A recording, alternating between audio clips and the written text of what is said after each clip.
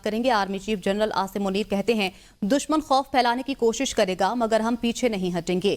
خیبر پختونخوا میں امن و امان کے حوالے سے سیاسی جماعتوں کے رہنماؤں سے گفتگو میں آرمی چیف نے کہا ملک میں امن کو خراب کرنے کی ہر کوشش کا فیصلہ کن اور بھرپور جواب دیا جائے گا۔ ISPR کے مطابق آرمی چیف نے پشاور کا دورہ کیا۔ کور کمانڈر پشاور نے آرمی چیف کا استقبال کیا۔ آرمی چیف کو ملک میں موجودہ سیکیورٹی صورتحال اور فتنہ الخوارج کے خلاف جاری انسداد دہشت گردی آپریشنز پر تفصیلی بریفنگ دی گئی۔ اس موقع پر وفاقی وزیر داخلہ اور وزیر اعلیٰ خیبر پختونخوا بھی موجود تھے۔ آرمی چیف نے کہا دہشت گردی کے خلاف جنگ میں ہماری سیکیورٹی اداروں کی مثالی کامیابیاں قوم کے لیے باعث فخر ہیں۔ اہم دہشت گرد رہنماؤں کا خاتمہ، ان کے نیٹ ورک اور انفراسٹرکچر کو تباہ کر کے یہ پیغام دیا گیا ہے کہ دہشت گردی کی ہمارے ملک میں کوئی جگہ نہیں۔ یہ جنگ جاری رہے گی اور ہم اسے منطقی انجام تک پہنچائیں گے۔ 190 ملین پاؤنڈ کیس میں بانی PTI اور بشرا بی بی کے خلاف دائر ریفرنس کا فیصلہ تیسری بار مؤخر ہو گیا۔ احتساب عدالت کے جج ناصر جاوید رانا نے بانی PTI اور بشرا بی بی کے خلاف 190 ملین پاؤنڈ کا فیصلہ اڈیالہ جیل میں سنانا تھا۔ جج ناصر جاوید رانا نے ریمارکس دیے کہ وہ عدالت میں موجود ہیں۔ بانی PTI کو 2 بار پیغام بھیجا لیکن وہ نہیں آئے اور نہ ہی بشرا بی بی یا ان کے وکلا کی طرف سے کوئی پیش ہوا۔ بانی PTI کی جانب سے کہا گیا کہ جب تک ان کی فیملی یا وکلا میں سے کوئی نہیں آ جاتا تو وہ کمرہ عدالت میں نہیں آئیں گے۔ جج ناصر جاوید رانا نے مزید کہا کہ وہ 2 گھنٹے سے کمرہ عدالت میں انتظار کر رہے ہیں لیکن کوئی نہیں آیا۔ فیصلہ سنانے کے لیے ملزمان کو ایک اور موقع دے رہا ہوں۔ اب کیس کا فیصلہ 17 جنوری کو سنایا جائے گا۔ حکومت اور اپوزیشن کی مذاکراتی کمیٹیوں کے اجلاس کا دن اور وقت تبدیل۔ مذاکراتی کمیٹیوں کے درمیان تیسرا دور 16 جنوری کو ہوگا۔ ان کیمرہ اجلاس دن 11 بجے پارلیمنٹ ہاؤس کے کمیٹی روم نمبر 5 میں ہوگا۔ اجلاس کی صدارت اسپیکر ایاز صادق کریں گے۔ اجلاس میں PTI اپنے مطالبات تحریری طور پر پیش کرے گی۔ ان کیمرہ اجلاس پارلیمنٹ ہاؤس کے کمیٹی روم نمبر 5 میں ہوگا۔ وزیر اطلاعات عطا اللہ تارڑ نے کہا ہے 26 نومبر کو کارکنوں کی ہلاکتوں کی تعداد پر PTI رہنما آپس میں دست و گریباں ہیں۔ جب کرم میں لاشیں گر رہی تھیں تو یہ اسلام آباد پر دھاوا بول رہے تھے۔ انہیں کوئی شرم نہیں، حیا نہیں آتی کہ کس ادارے کے بارے میں بات کر رہے ہیں۔ آج اپوزیشن لیڈر نے 13 بندوں کی اموات کا ذکر کیا۔ انہوں نے کہا کسی وزارت کو لاپتہ افراد سے متعلق کوئی درخواست دی ہے۔ عمر ایوب نے ایک بھی لاپتہ شخص کا نام لیا۔ عمر ایوب کس سسٹم کے بینیفیشری ہیں، کس کے پوتے ہیں؟ سر بات یہ ہے کہ آج یہاں سے او کیا گیا، کاش 9 مئی کو او کیا ہوتا اور شہیدوں کی یادگاروں کو مسمار نہ کیا ہوتا۔ کاش 26 نومبر کو بھی سوال کا جواب دینا۔ تارڑ صاحب آپ اتنے سینئر، دیکھیں یہ مائک کھولیں۔ آخری بات جناب ڈپٹی سپیکر، جاپان میں جن لوگوں نے او کیا تھا وہ کام بھی ساتھ کر رہے تھے۔ خالی او سے کام نہیں بنتا، ساتھ کام بھی کرنا پڑتا ہے۔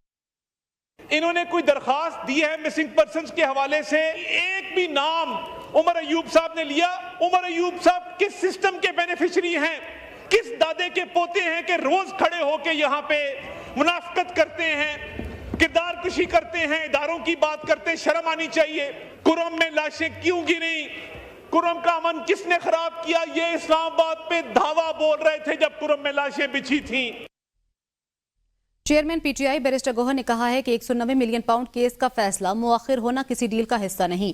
فیصلہ مؤخر ہونے کی وجہ ہم نہیں ہیں، ہمیں نہیں پتا جج اتنی جلدی میں کیسے چلے گئے۔ القادر ٹرسٹ کا مقصد بانی PTI پر پریشر بنانا تھا۔ بانی PTI ان کے پریشر میں آنے والے نہیں۔ اگر انصاف ہوتا تو آج بانی کی رہائی ہوتی۔ سیکرٹری جنرل سلمان اکرم راجہ نے کہا یہ تاثر دیا جا رہا ہے کہ ڈیل ہو رہی ہے مگر کوئی ڈیل نہیں ہو رہی۔ مذاکرات کا عمل جاری ہے۔ مذاکرات کا مقصد جمہوریت اور انصاف کی بالادستی ہے۔ آج کے دن فیصلہ اناؤنس نہ کرنا، میں یہ آپ کو کہوں ہمارے طرف سے نہیں ہے۔ ہم بالکل تیار ہو کے اس نیت سے آئے تھے کہ آج فیصلہ سنایا جائے گا، لیکن یہ فیصلہ جج صاحب نے اپنی مرضی سے ڈیٹ ڈال کر کے آگے مؤخر کیا ہے۔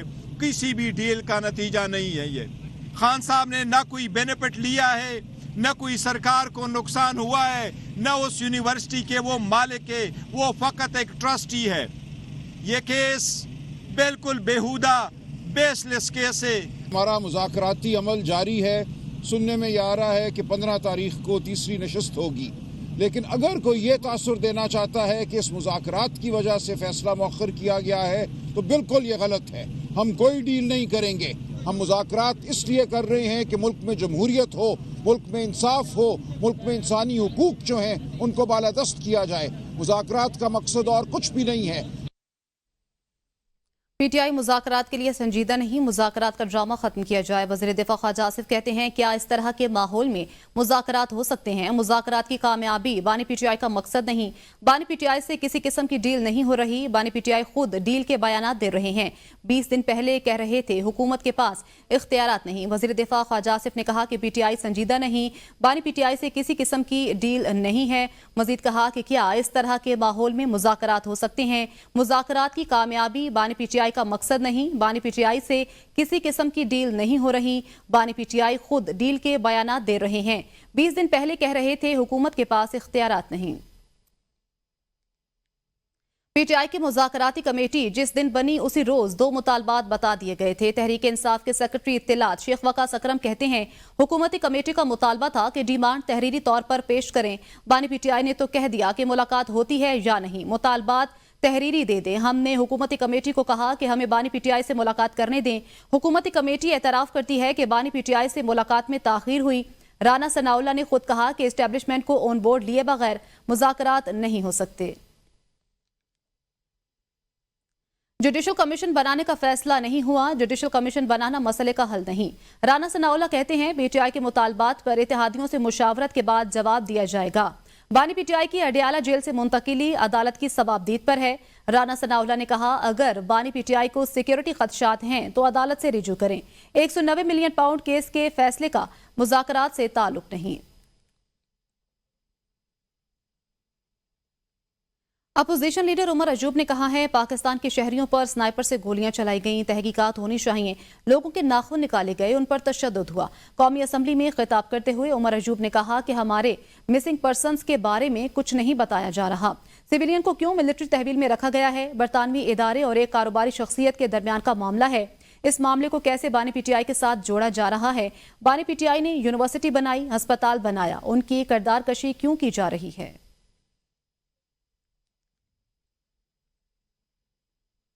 وزیر اعلیٰ پنجاب مریم نواز نے کہا کہ اگر منہ پر ہاتھ پھیر کر کہوں کہ تمہارا ہیٹر اتاروں گی تو عوام کی خدمت کیسے ہوگی۔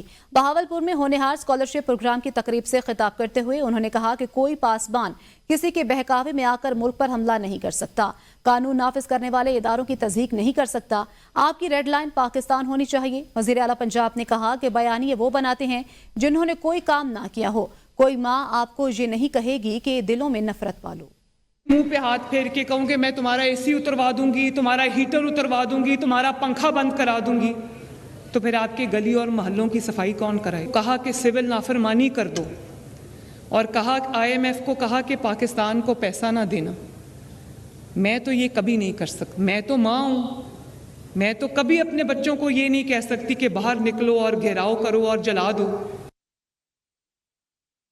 چیئرمین پیپلز پارٹی بلاول بھٹو زرداری نے کہا ہے بچوں کی اموات پر سندھ کے خلاف منفی مہم چلائی گئی، پورے ملک میں بچوں کی شرح اموات میں نمایاں کمی آ رہی ہے، سندھ حکومت بچوں کی صحت کے حوالے سے انقلابی اقدامات کر رہی ہے۔ پورا پاکستان میں ہمارا انفنٹ موٹیلٹی ریٹ اور ساتھ ساتھ میٹرنل موٹیلٹی ریٹ ابھی بھی زیادہ ہے، صوبہ سندھ کے لیے، مگر صوبہ پنجاب کے لیے، صوبہ بلوچستان کے لیے، صوبہ پختونخوا کے لیے، سابق قبائلی علاقوں کے لیے، گلگت بلتستان کے آزاد کشمیر کے صوبہ سندھ نے بہت سے انٹرونشنز کی، اور خیرپور میں بھی اپنے چائلڈ لائف ایمرجنسی کے یہ فیسلٹی سندھ حکومت کے ساتھ مل کے کھولا ہے۔ صوبہ سندھ کے ہر تحصیل میں ایک ٹیلی میڈیسن سینٹر ہے، فیسلٹی ہے۔ سربراہ JJUI مولانا فضل الرحمان نے کہا ہے سیاست میں فتنہ فساد، نفرت اور لڑائیاں چل رہی ہیں، دنیا میں امن اور معیشت بہت ضروری ہے۔ 26ویں آئینی ترمیم میں پہلا حملہ انسانی حقوق پر کیا گیا، ہم نے 56 میں سے 34 شقوں پر حکومت کو دستبردار کیا، 26ویں ترمیم پر حکومت کو صرف 22 شقوں پر لے آئے، آئین میں سود کے خاتمے کے لیے شق شامل کرائی، پارٹیوں میں یہ باتیں ہوتی ہیں فلاں کسی مفاد کے لیے آیا ہے، کوئی قبول کرے یا نہیں، ہمیں جدوجہد جاری رکھنی ہے۔ پھر سیاست جن لوگوں کے ہاتھ میں آئی آج تک خون ریزی سے ہماری جانیں چھوٹ گئی. فتنہ و فساد, نفرتیں, لڑائیاں 26 فروری لے آئے آئین کے اندر. پہلے تو ہمیں وہ دکھا نہیں رہے تھے کہ پھر 2-3 دن کے بعد جب وہ مسودہ دکھایا تو وہ ایک کالا ناک تھا. سب سے پہلے حملہ جو اس میں ہوا تھا وہ انسانی حقوق کے شق پہ ہوا تھا. آئین کے آرٹیکل 8 پہ حملہ ہوا تھا. پی ٹی آئی سینیٹر اعجاز چودھری کے پروڈکشن آرڈرز جاری کر دیے گئے. چیئرمین سینٹ یوسف رضا گیلانی نے اعجاز چودھری کے پروڈکشن آرڈر جاری کیے. سینیٹر اعجاز چودھری آج سینٹ کے اجلاس میں شرکت کریں گے. پی ٹی آئی سینیٹر اعجاز چودھری کے پروڈکشن آرڈرز جاری کر دیے گئے. پاکستان سپر لیگ سیزن 10 کی drafting Lahore Qalandars, Karachi Kings, Peshawar Zalmi, Multan Sultans, Quetta Gladiators اور اسلام آباد یونائیٹڈ نے کھلاڑی منتخب کر لیے. پاکستان سپر لیگ سیزن 10 کی drafting David Warner P S سلٹن کے سب سے مہنگے کھلاڑی ہوں گے. آسٹریلوی بلے باز ڈیوڈ وارنر کو کراچی کنگز نے کم از کم $3 لاکھ کی تنخواہ پر پک کر لیا. کراچی کنگز نے ایڈم ملنے اور عباس آفریدی کا بھی انتخاب کیا. پہلی پلیٹینیم کیٹیگری میں لاہور قلندرز نے ڈیرل مچل کو چن لیا. کوئٹہ گلیڈیٹرز نے مارک چپمین, فہیم اشرف اور فن ایلن کو چنا. پشاور زلمی نے ٹام کیٹمور کا انتخاب کیا. ملتان سلطانز نے مائیکل بریسویل اور اسلام آباد یونائیٹڈ نے میتھیو شارٹ کو منتخب کیا. ڈائمنڈ کیٹیگری میں کراچی کنگز نے خوشدل شاہ کا انتخاب کیا. پشاور زلمی نے کاربن باش اور فاسٹ بالر محمد علی کو منتخب کیا. اسلام آباد یونائیٹڈ نے جیسن ہولڈر کو چنا, جبکہ لاہور قلندرز نے کوشال پریرا کو منتخب کیا. گولڈ کیٹیگری میں پشاور زلمی نے بیٹر عبدالصمد, ناہید رانا اور حسین طلعت کا انتخاب کیا. کراچی کنگز نے عامر جمال کو چنا. ملتان سلطانز نے محمد حسین, کامران غلام اور اسلام آباد یونائیٹڈ نے بن جمن ڈوارشش کو منتخب کیا.